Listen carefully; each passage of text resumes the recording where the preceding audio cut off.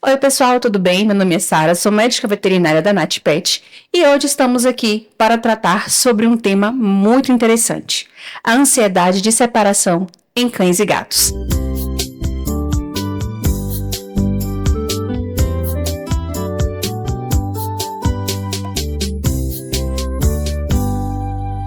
E para isso, hoje a gente tem uma convidada muito especial, Laís, que é especialista em comportamento animal, adestradora comportamentalista e formada em psiquiatria veterinária. Oi, gente, boa tarde, bom dia. Eu não sei que horas são agora, mas como é que vocês estão? E aí, Sarinha, como é que você tá? Tudo bem? Vamos falar sobre esse tema interessantíssimo, que é muito recorrente no dia a dia, né, não? Isso, a gente sabe que principalmente depois da pandemia, cresceu muito. Tanto a quantidade de pets, né, de tutores com pets, mas também as questões emocionais desses pacientes, né? Com certeza. Aquele pet que estava acostumado a ficar o dia inteiro sozinho em casa, passou a ter o seu tutor dentro de casa 24 horas praticamente, em alguns casos, e a gente sabe que isso acabou gerando também aí uma série de questões psicológicas e emocionais nesse pet, né? Com certeza, a pandemia, ela veio como um boom, né, comportamental, a gente fala. Tem os pets pré-pandemia e tem os pets pós-pandemia. Esse processo de pandemia mexeu muito com a mente dos animais, gerou muita ansiedade por separação, muita automutilação, né? Muitos animais também ficaram com depressão, porque as pessoas pensam, mas cachorro e gato não tem depressão. Tem sim, gente. Às vezes a pessoa fala, meu cachorro é tranquilo, não faz nada, não brinca, não faz nada. Às vezes seu cachorrinho ou seu gatinho tá ali com depressão e você nem sabe. É interessante você falar dessa questão de depressão, porque nós já pegamos um paciente com um quadro de depressão. O tutor havia falecido, já era um senhor, e a família chegou com a seguinte queixa de que o pet não queria mais comer, só ficava deitado na poltrona que era a poltrona do tutor, e eles não sabiam mais o que fazer. E isso a gente já tinha o conhecimento, né, de que o pet tinha, assim, a depressão e tudo, mas a gente não tinha acesso. Já tem alguns anos, isso foi bem antes da pandemia, e a gente não tinha acesso a tanta questão, assim, né, de informação sobre o comportamento emocional dos pacientes.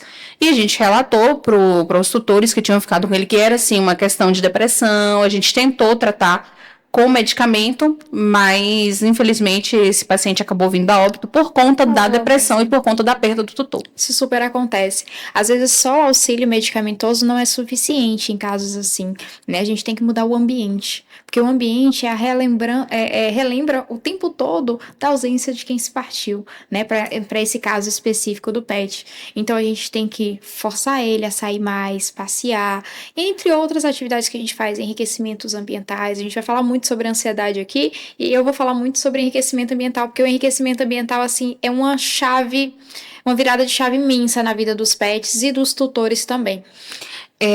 A gente vê muito pet que, por questão ou de ficar o dia inteiro sozinho, ou por querer muita atenção, esse pet ele se lambe muito, ele se morde muito.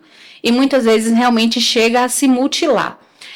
O pet que ele faz muito isso é considerado realmente um pet ansioso?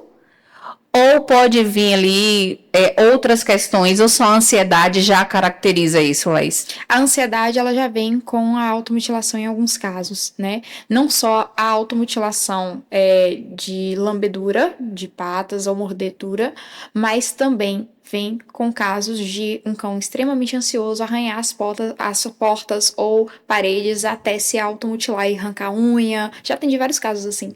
Arrancar unha, sair sangue, o tutor chegar, tá um buraco na porta e o cachorro conseguiu fugir pelo buraco da porta, do condomínio ainda. Então já atendi vários casos graves.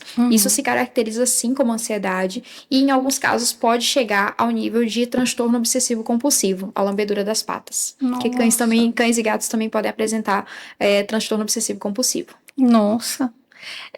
Aquele cão que late muito, ou que muitas vezes pega tudo, choraminga, morde, alguém chega, ele quer 100% de atenção, e muitas vezes o tutor acha que isso é birra, né? No caso desse pet que chega alguém, ele fica muito eufórico ou que late muito o tempo todo, já é para ligar um alertazinho ali em relação ao comportamento desse pet? Com certeza, não se caracteriza exatamente em ansiedade, mas é uma hiperexcitação comportamental, né? O animal fica hiperexcitado na chegada das pessoas, não tem controle emocional para se autorregular, e aí isso acaba virando uma disfunção comportamental a longo prazo. E aí sim pode virar uma ansiedade generalizada a longo prazo também. Então, o cachorrinho que só latia para uma coisa específica, começa a latir para várias coisas, e aí, quanto mais ele late, ele vai latindo, o reforço às vezes vem, o tutor fala com ele, o tutor puxa ele, não sabe controlar da maneira certa, e aí o que acontece? O cachorro começa a repetir aquele comportamento, ele vê que latiu, o tutor chega, então ele entendeu que aquele comportamento tem que ser reforçado e tem que ser repetido, porque se ele latiu, o tutor vai vir até ele, aí ele vai e repete o comportamento com outra coisa, aí latia antes para a porta, na hora que chegava alguém, agora ele vai latir para a janela, porque passou alguém, e o tutor vai vir na hora que ele latir. Então ele começa a ligar um triggerzinho, um gatilhozinho, para que aquele comportamento deva ser repetido. Então a gente, sem querer, às vezes reforça comportamentos que não são apropriados. Mas não chega a ser ansiedade, mas pode se tornar. Na realidade, ele já ele quer não chega a ser uma ansiedade de separação, mas um jeito que ele encontra de chamar a atenção do tutor. Exatamente. E o tutor muitas vezes reforça sem querer. Interessantíssimo, porque a minha faz isso.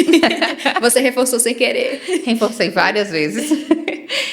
Laís, antes da gente aprofundar nessa questão da ansiedade mesmo, a gente estava conversando um pouquinho antes e você comentou que existe uma diferença entre o adestramento e as questões comportamentais e a educação comportamental de um pet, né? Com certeza. Explica um pouquinho pra gente a diferença entre... que eu sempre ouvi falar muito, não sou adestradora, eu sou educadora. Isso. Explica um pouquinho pra gente. Pronto. O adestramento vem do verbo da palavra adestrar, que é deixar direito, deixar destro, né? Só que hoje em dia a gente já entende que não é direito, não é certo ou errado. A gente entende que tem porquês. Então, o adestramento vai sempre ficar muito ligado a senta, deita, fica, rola, patinha, comandos. Já a terapia comportamental, que é o que eu faço porque eu formei em psiquiatria veterinária, ela vai pensar em emocional, ela vai pensar no físico, ela vai pensar no ambiente em que o pet está inserido. Ela vai pensar em todo esse rol que envolve o animal, quantos animais tem na casa, se ele é único, se tem mais animais, se são animais da mesma espécie ou se são animais é uma família multiespécie, né? Se tem criança na casa, se tem adulto, como é que esses adultos vivem, como é a rotina do pet. Então abrange muito mais coisa do que só comandos. Porque eu brinco com os meus alunos que comando só não resolve problema comportamental. Ajuda, claro, porque a gente precisa ter um controle de equilíbrio emocional do pet muito bom, mas resolver problema comportamental é terapia comportamental, né? Principalmente as psicopatologias que a gente chama, que são ansiedades, depressões, toque, psicose, que cachorro também tem psicose, síndrome de disfunção cognitiva, entre vários outros problemas comportamentais mais graves. Pronto. Então, no caso, o adestramento é mais aquele cão que você quer deixar ele treinado para sair na rua sem atacar ninguém, digamos assim. Isso. Então, isso é um adestramento. Isso. Agora, aquele cachorro que chegou visita, ele vai para cima, larga todo mundo doido, já entra na parte de educação, aí ele precisa realmente de uma terapia. Exatamente, né? Exatamente. A gente conversa muito e fala muito que os pets, eles são muito o que acontece no ambiente. Com certeza. Né? Então, se o pet ele já tem uma tendência a ser ansioso, o meio vai influenciar que ele se torne mais ansioso, e se aquele pet que ele é mais calmo, ele pode ficar ansioso também? Com certeza, com certeza. Vou te dar um exemplo simples. Tô atendendo um cliente que ele tem um cachorrinho, que é uma raça super dócil, super amorosa, super tranquila. Só que a casa tem muitas crianças. Então, o tempo todo elas estão ali hiperexcitando aquele cãozinho, agitando ele, brincando com ele, vai lá, vem cá e pega, carrega, leva para um canto, leva para o outro, joga para cima, joga para baixo. Então, aquele cãozinho ele não aprendeu a relaxar. Ele era um cãozinho relaxado, mas se tornou um cãozinho ativo devido ao ambiente que ele tem. Aí agora me chamaram para poder relaxar o cão. Então a gente está fazendo esse contracondicionamento. Ele está condicionado a agitar e a gente está contracondicionando ele para ele aprender a relaxar. Mas a gente precisa mudar o meio primeiro para poder fazer com que isso aconteça. Nesse caso, a gente pode aí fazer, independente da idade, Ou precisa ser feito de bebê, de filhotinho? Não, independente da idade, eu atendo desde neonato, né? A partir dos 3 dias de vida, a gente já tem o que a gente chama de pup culture, né? Que é algo que é pouco conhecido, mas são uma série de movimentos que a gente faz para poder fazer neuroestimulação precoce dos filhotes. Que interessante. Tem isso também. É um ramo muito abrangente, o adestramento, a parte E esse comportamental. ramo aí realmente é pouco conhecido, porque é a primeira vez que eu escuto falar. Não vou Fazem mentir pra muito você. em canis registrados pela CBKC, que é o Centro de Normas dos canis do Brasil. Eles acabam fazendo bastante em neonatos, para poder fazer com que os neonatos se desempenhem melhor, né? Foi estudos feitos nos Estados Unidos para poder fazer essa pup culture, que é uma série de movimentos que a gente faz com o filhotinho de estimulação neurológica precoce, para poder ele conseguir ter melhores desempenhos na vida adulta, lidar melhor com problemas. Aí o cérebrozinho vai se desenvolver melhor na vida adulta. Gente, que interessante. Igual a gente faz com o neném mesmo, né? Exatamente. Os estímulos que a gente vai fazendo ali para o neném Isso. se desenvolver melhor. Exatamente. E até a vida adulta eu pego também. Idoso eu pego, já adestrei cães com 16 anos. Estando com a saúde bem intacta, a gente consegue adestrar e fazer essa terapia comportamental até a idade que for. Gente, que interessante. Laís, quando você chega em uma família, né, e que você começa a observar quais são os sinais que mais te chamam a atenção em relação a cães ansiosos, ali que o tutor pode ligar, né, esse alerta de vou começar a observar que esse comportamento ele não é legal. E gato, também existe gato ansioso? Com certeza. Existe sim. Vou partir inicialmente para os sintomas, porque para gato e para cão são bem parecidos, né? A primeira coisa que a gente observa é a forma do animal reagir a estímulos, né? Desde estímulos menores a estímulos maiores.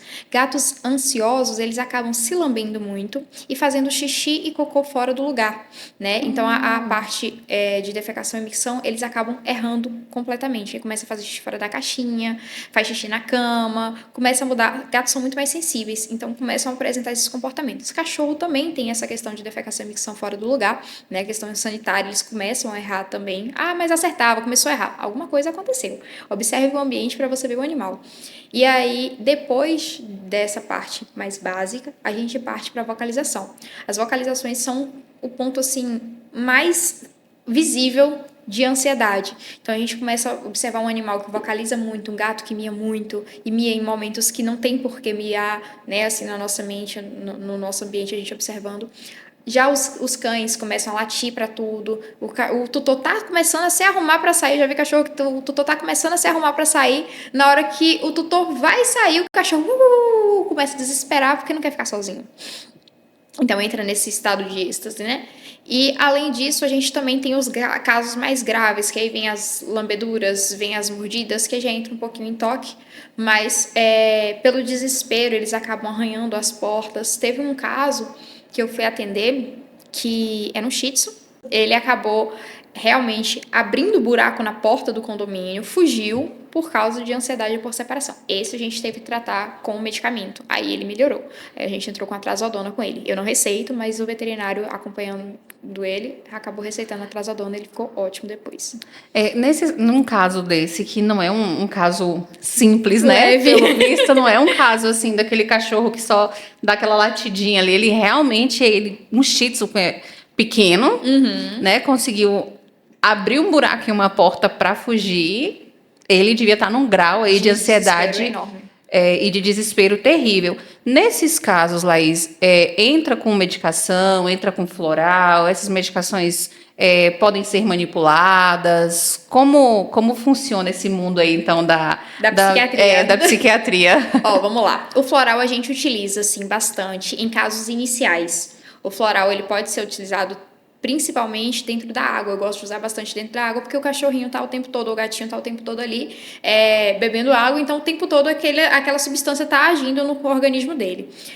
Já em casos mais graves, como era o caso de Chico, que é esse cãozinho que eu falei para vocês, eu precisei entrar com a trazodona. E em alguns casos a gente faz a interação medicamentosa.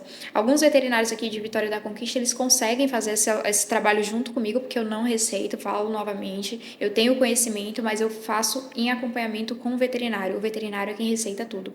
E aí, a gente entrou com a trazodona. A trazodona é um medicamento muito seguro e que eu já trabalho há muito tempo para ansiedade por separação. E é um medicamento que tem me dado muito resultado. A gente sempre inicia com subdose. Depois de 7 dias, parte para a dose normal, para adaptação do organismo do pet mesmo. Não dopa, as pessoas pensam, né? O medicamento vai dopar o cachorro. Isso. Não vai, gente, não vai. Se for o medicamento correto, a gente faz o quê? Com que o animal tenha vontade de viver novamente, no caso de ansiedades por separação ou em caso de depressão. Faz com que o cérebrozinho do animal pense assim: peraí, vou respirar, porque tem serotonina sendo liberada, tem dopamina sendo liberada, eu tô feliz, tô ok, tô massa.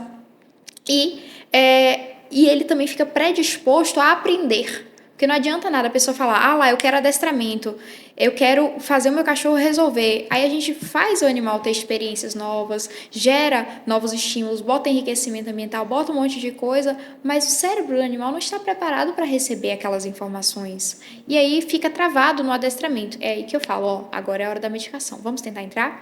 E a NatPet, ela tem uma vantagem muito grande que dá para manipular esses medicamentos. E os psicofármacos têm que ser manipulados por causa do peso do animal. Não dá para chegar numa farmácia normal de cachorro, não vende, né? Sempre medicamento humano. Uma farmácia humana, eu pegar e comprar uma trazodona ali e querer quebrar em pedacinhos para dar pro meu pet. Não funciona assim. Tem a quantidade de miligramas por quilo que deve ser utilizada de forma segura e ideal para o seu pet. Como eu falei, a gente primeiro começa com subdose. Tem que saber qual é a subdose daquele medicamento para poder depois ir para a dose. Então tem que ter o acompanhamento veterinário, além dos exames que faz prévios antes de passar a medicação. É aquela questão, é a facilidade de você dar a dose correta, porque nem sempre partir o comprimido é garantia, Com certeza. ou reduzir gota, alguma coisa assim, é a garantia, né, de que a medicação vai estar ali na miligramagem correta para o peso daquele animal. E a questão também da forma, porque se aquele paciente, se ele gosta de um petisco, facilita bastante. então você consegue fazer em biscoito e já facilita aí a vida dele, do tutor. Com certeza. Né? Porque você consegue administrar em forma ali de um petisco, facilitando que ele faça o tratamento correto.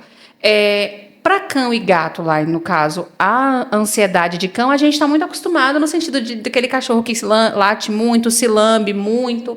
O gato, você falou, e que ele vai lamber, né? Ou os miados e o xixi. Né? Então o tutor ele viu que está tudo normal ali em relação a fisiologia dele mesmo, né?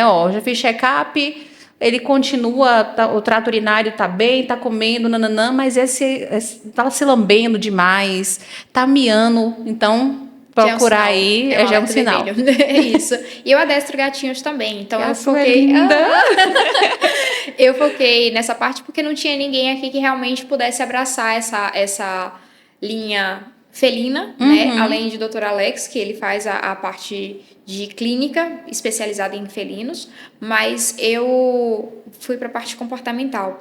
Então, já adestrei. A maioria das pessoas me chamam mais para felinos em casos de ansiedades, né? Que eles não sabem identificar. Então, fala assim: meu gatinho tá fazendo xixi pela casa inteira. Ou meu gatinho tá destruindo tudo, começou a arranhar sofá, começou a arranhar não sei o quê. E muitas vezes isso é porque o comportamento não está sendo direcionado para o lugar certo. Pronto, foi interessante você falar isso. Eu tô com um paciente desse jeito. A tutora entrou em contato para saber sobre a castração, porque disse que ele era um gatinho que não fazia xixi fora do lugar. Ele já tinha o ritmo correto de fazer, já é adulto. E agora ela virou e falou assim: Sara, ele tá fazendo xixi pela minha casa inteira. Eu já não sei mais o que fazer, porque ele começou realmente a fazer xixi dentro de sapato, de bolsa, no que ele acha fácil. É tanto que ela queria castrar. Eu falei: calma. Vamos organizar direito, vamos ver, porque a castração não é garantia que ele vai parar de fazer isso. Porque muitas vezes o tutor acha que castrando vai parar de fazer xixi por tudo quanto é lugar. E a gente sabe que isso pode melhorar sim, mas que nem sempre é 100% garantido. Com certeza. Eu peguei um caso, você falando aí, eu peguei um caso de um gatinho que estava da mesma forma. E nesse caso foi porque do saco escrotal dele não desceu. Aí ele ficou com o testículo retido. Ficou com o testículo retido. E aí, quando fez a castração e tirou o testículo, acabou. Ele parou de fazer o xixi fora do lugar. Tem a parte fisiológica também, a gente não pode tirar essa parte primeiro, a gente descarta tudo para poder depois partir para a parte comportamental. Mas o gatinho dela pode estar com poucos estímulos dentro de casa, como eu falei, o ambiente. A terapia é isso. A gente observa o ambiente. Tem um arranhador, o arranhador é alto, porque não adianta nada você ter aquele arranhador baixinho, pequenininho, que o gato não consegue se esticar, porque a intenção do arranhador é realmente o gato se esticar e descendo as garrinhas. Tem brinquedinhos, aquele brinquedo fica disponível o tempo todo? Se fica disponível o tempo todo, poxa, você tem um ratinho, um passarinho com penas, aquilo ali é uma caça. O instinto do animal é o que? Caçar. Caçou, matou, acabou. Tem que ter algum outro estímulo de novo. Então, o que você faz? Você bota um brinquedinho aqui, daqui a pouco você pega aquele brinquedo, bota outro, pega outro, e vai fazendo sempre rodízio para poder ter estímulo, né? Eu lembro quando o Gilmar atendeu Vita. Você lembra? Vita era minha gatinha, gente.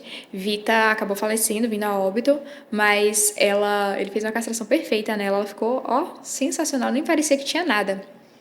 E aí, ela, no dia, pelo estresse, ela acabou fazendo xixi fora do lugar. Só que eu já tinha um pouquinho de conhecimento, não tinha tanto para gatos, né? Eu estava começando a fazer o curso.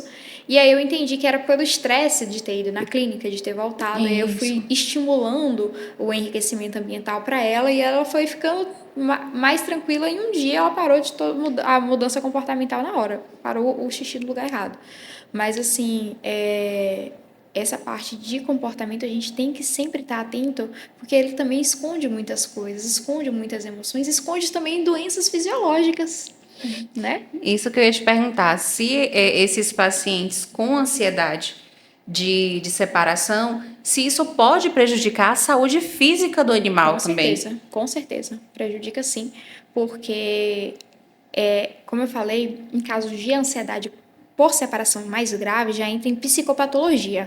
Não é algo mais somente comportamental, também tem disfunção neurológica, tá? E a gente vai falar de níveis de serotonina, níveis de dopamina, níveis de adrenalina, né? E cortisol. Então, quando a gente tem um animal mais estressado, você vai entender isso, acho que o pessoal de casa não vai entender tanto, mas eu vou falar um pouquinho, vou mastigar, eu prometo.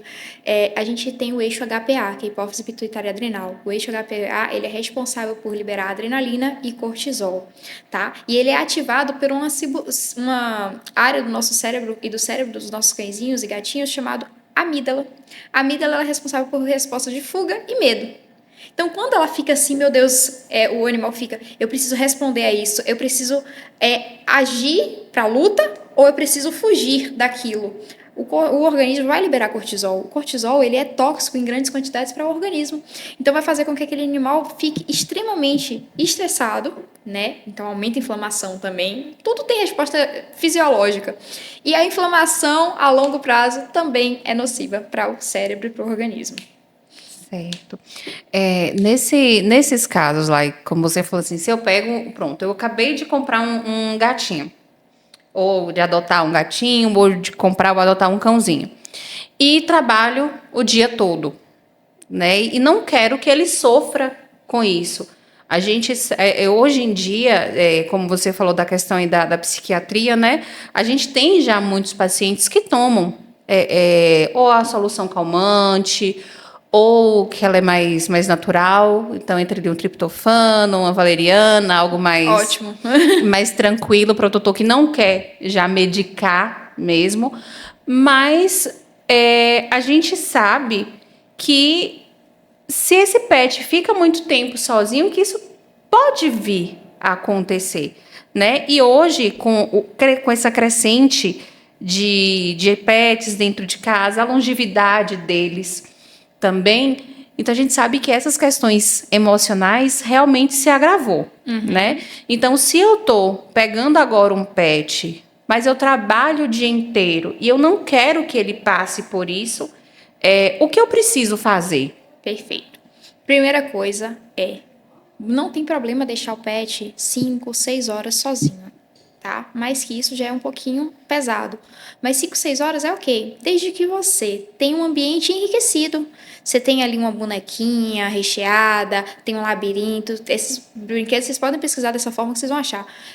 Labirinto é um discozinho que você bota o petisco e congela, o cachorro fica lambendo. Você tem ali uma bola que solta petisco dentro, mas sempre petisco, não botem ração em brinquedos. É importante falar isso, porque as pessoas pensam que o brinquedo é só com ração, e ração o cachorro já tem a livre, o gato, o cachorro já tem a livre demanda, eles não vão ter tanto interesse. É algo para estimular o cérebro, então tem que ser diferente.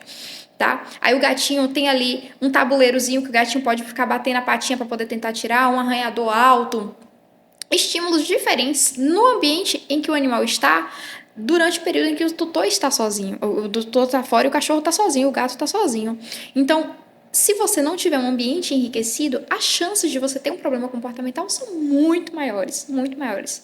O importante é realmente você preparar o ambiente e ter estímulos externos na hora que o tutor chegar. Então, chegou? Vai passear. Gato passeia? Passeia.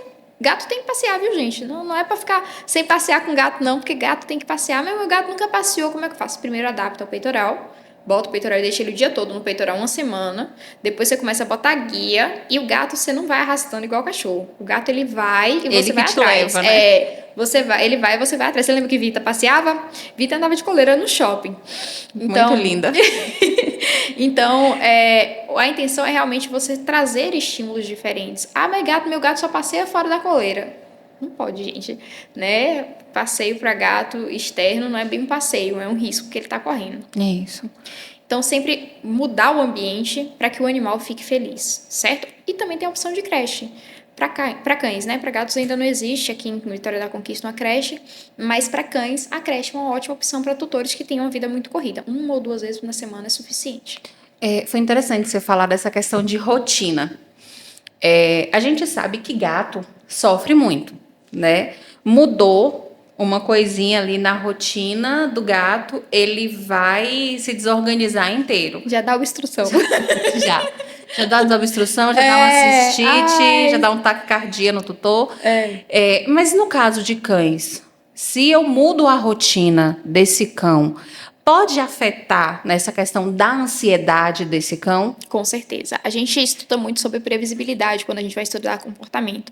A previsibilidade ela é essencial para um bom equilíbrio para o animal. Por quê? Porque se ele sabe o que vai acontecer depois, para que ele vai ficar ansioso?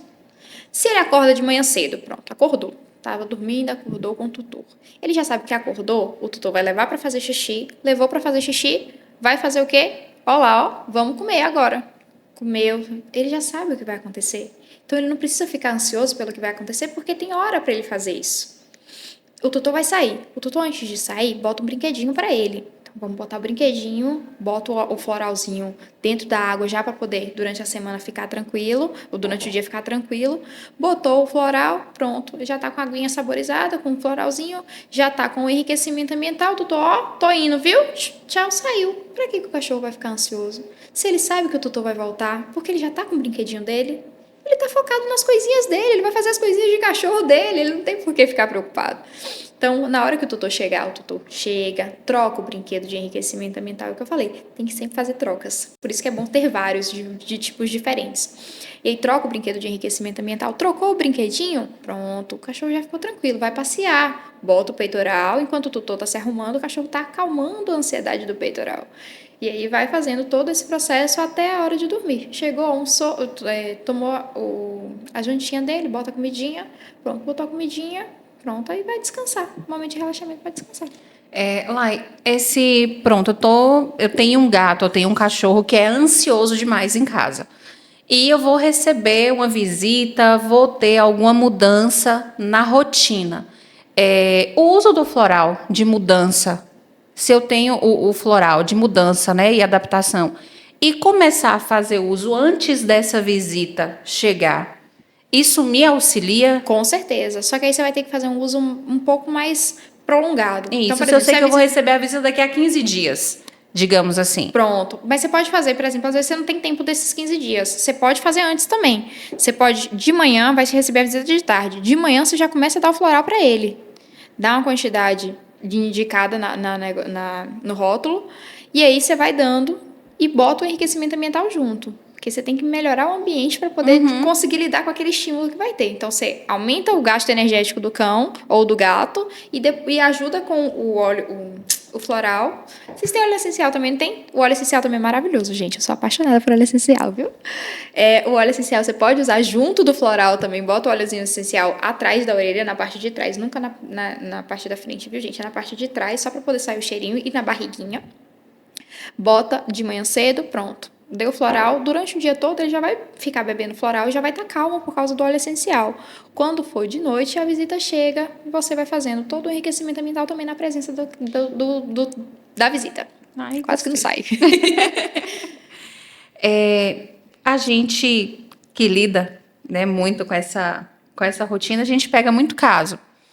E às vezes o pessoal chega para mim assim, ele era super tranquilo, isso nunca aconteceu, ele começou a fazer isso do dia para a noite. Não existe isso. Não existe isso, gente, não existe do dia para a noite. Às vezes tem alguns comportamentos pontuais, mas sempre tem um porquê, tá? Sim. Não é à toa, sempre tem um porquê. Então, se você pega um animal que começou a fazer xixi do dia para a noite, isso é normal, alguma coisa mudou. Ou no ambiente, ou um cheiro diferente que você veio, ou algum animal que passou pela sua casa, que às vezes recebeu uma visita de um outro cachorrinho, né? Super normal. Isso. E aí o outro cachorrinho começa a fazer xixi pela casa inteira. Normal. Mas não é do nada, nunca é do dia para a noite. Você tem que observar o que aconteceu antes e por que esse comportamento mudou. Às vezes é alguma coisa fisiológica também, tem que investigar. O excesso de apego, né? Vamos agora, porque a gente sabe que tem coisa que é do comportamento do pet. Tudo bem, a gente sabe que tem aquela raça que ela já é uma maltese, assim, que já é predisposto a ter uma ansiedade mais aflorada ali, digamos assim, né? Mas aquele tutor que ele é apegado em excesso, né? Não é que a gente não pode amar o pet, a gente ama.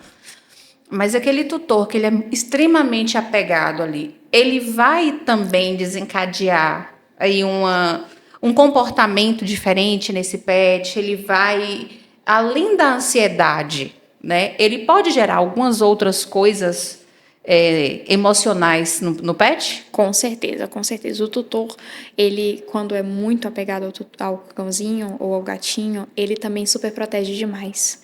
E isso é um dos piores malefícios. Gente, se vocês puderem não proteger muito os pets de vocês, não protejam, tem coisas que não há necessidade, né? Eu peguei um caso recente de uma cadelinha que ela não conseguia pisar em texturas diferentes. Porque o tempo todo que ela sentia alguma dificuldade, os tutores pegavam no colo e super protegiam. Sem querer, às vezes por cuidado mesmo. Só que a gente tem que entender que o cão, o gato, não é um humano. Não é um pequeno humano. É um cão ou um gato. Ele tem que passar por experiências, tem que passar por dificuldade também. Todos nós passamos, né? E o que faz a gente... O não, ele ensina muito mais do que o sim. Eu brinco assim, né? O não, ele ensina muito mais do que o sim. Então, se a gente não incentiva o animal a passar por problemas, a passar por dificuldades, como é que a gente vai conseguir, de fato, fazer com que ele seja um animal resistente a frustrações, resistente a situações adversas? Não, tem que ensinar sim. E, às vezes, ensinar é deixar o animalzinho passar por aquela dificuldade. Vou te dar um exemplo simples de superproteção. Eu tenho alguns brinquedinhos de enriquecimento ambiental que eu levo para os atendimentos ou que os tutores compram. E aí, esses brinquedinhos de enriquecimento ambiental, o cachorro e o gato, ele precisa cavar ou precisa procurar o petisco que está ali escondido naquele tabuleiro. Tem tutor que não deixa. Fala, não, é assim, ó. E eu não deixo o cachorro entender, deixo o gato entender como é que funciona. Fuçar ali e procurar. Que é instintivo deles, né? A caça faz parte tanto do gato quanto do cachorro, então eles têm que procurar. E aí tem tutor que não deixa, fica ali, não, mas é assim. Eu falei, deixa, senta, observa. O seu momento é de observar. Aí tem tutor que eu falo, vamos pra terapia. Você vai pra terapia junto com o seu cachorro. Você na terapia cai e o seu cachorro cai.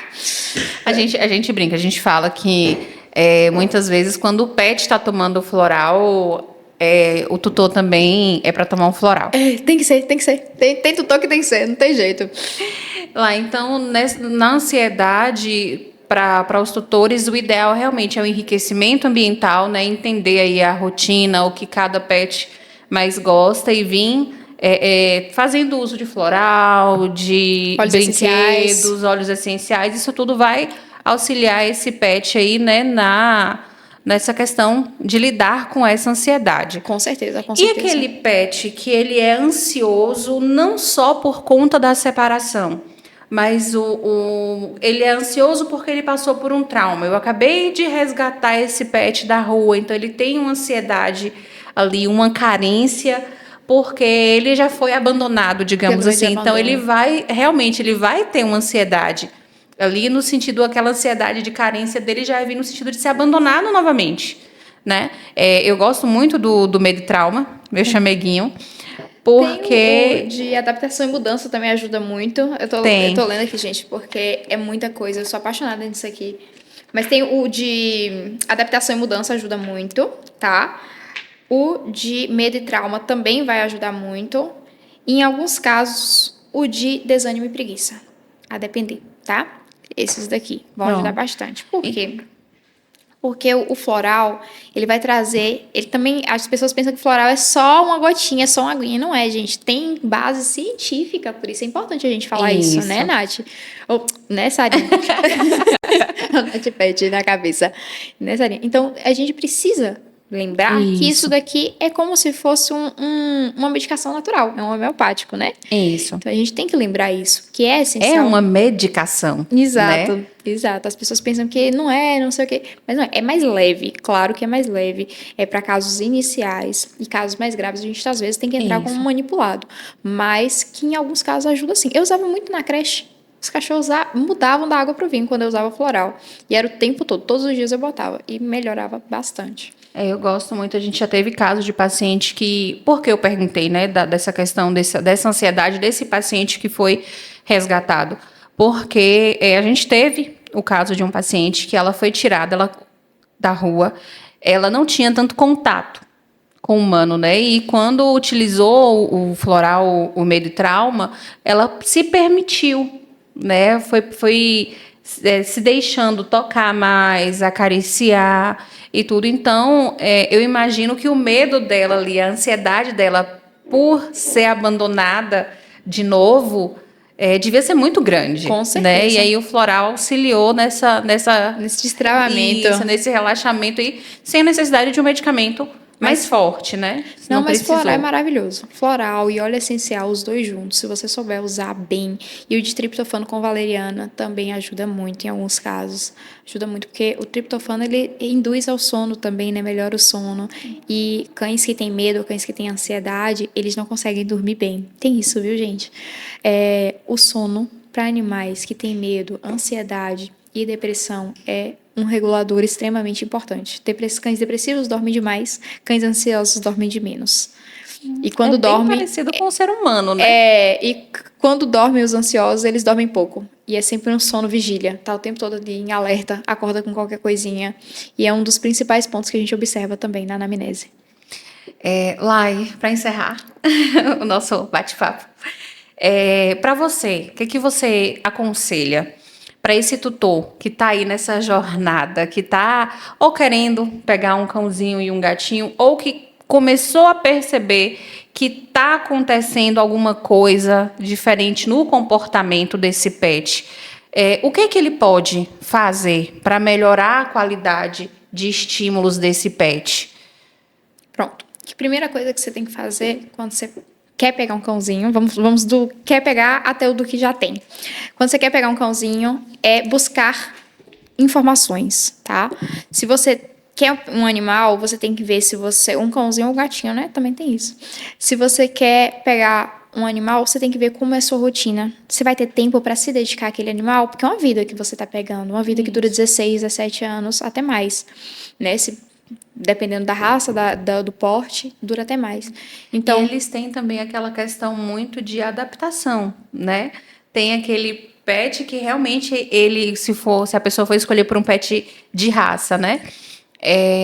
Que ele vai vir, que a tendência da raça ali já é ser mais agitada. Exato. Né? Já tem também aquele que é mais carinhoso.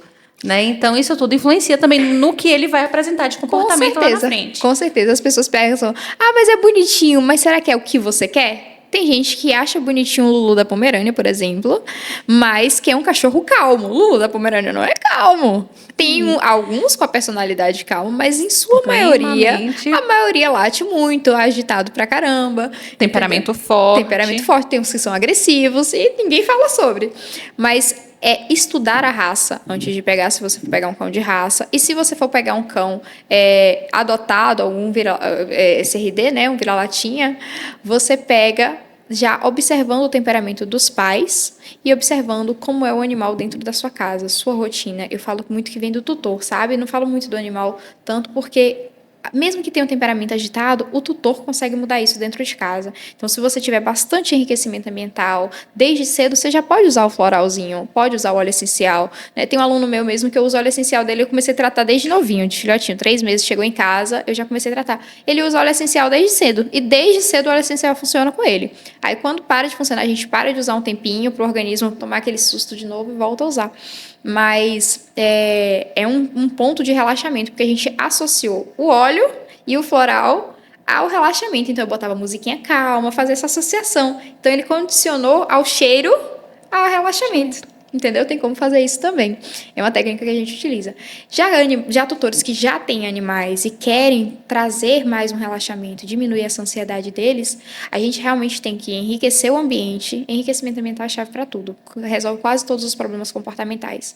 Porque a maioria dos problemas comportamentais, eles vêm de necessidades básicas da espécie não supridas.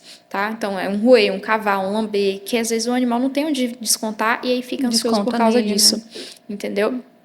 Então, enriquecimento ambiental, ajuda profissional. Gente, não tenham medo de buscar ajuda profissional, porque eu vou falar para vocês, é melhor você pecar pelo excesso na parte profissional do que você pecar pela falta, porque o prejuízo no futuro é grande, tanto para você quanto para o seu animal. Então, acho que para não ficar muito longo, essas são as partes principais. Lai, e quem está aí nessa jornada que quer entrar em contato com você, aonde te encontra? Como faz para falar com você? Pronto. Meu Instagram é Laís_adestradora. E o meu WhatsApp é 77981547337. Eu sou super aberta. Quem quiser só mandar mensagem lá, eu quero tirar uma dúvida aqui com você. Isso aqui dá para resolver. Eu sou super aberta. Eu converso com todo mundo. Me chamou no WhatsApp, me chamou no Instagram. Eu converso, eu tiro as dúvidas. E o adestramento sempre tem valores promocionais, né? A gente sempre faz tudo com o maior cuidado. E não atendo só aqui em Vitória da Conquista. Eu atendo online também em todo o país e fora do país também. Já atendi na Bélgica e nos Estados Unidos online. E a metodologia é a mesma do presencial. Eu brinco que o online funciona mais do que o presencial, porque os tutores participam mais.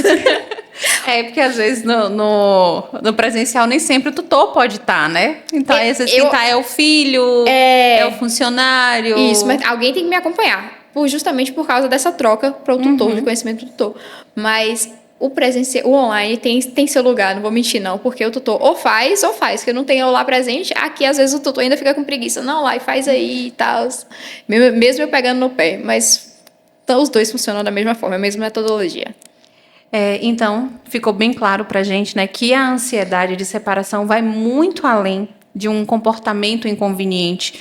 É algo que gera realmente sofrimento para os pets e para os tutores também, né? E que esse cuidado, o adestramento, o acompanhamento com a pessoa especializada, com as medicações adequadas, é um gesto de amor e de carinho que você pode estar fazendo pelo seu pet, né? Com certeza, com certeza. Lai, muito obrigada pela sua presença, foi maravilhoso, aprendi muito também. Eu também, além de veterinária, sou tutora.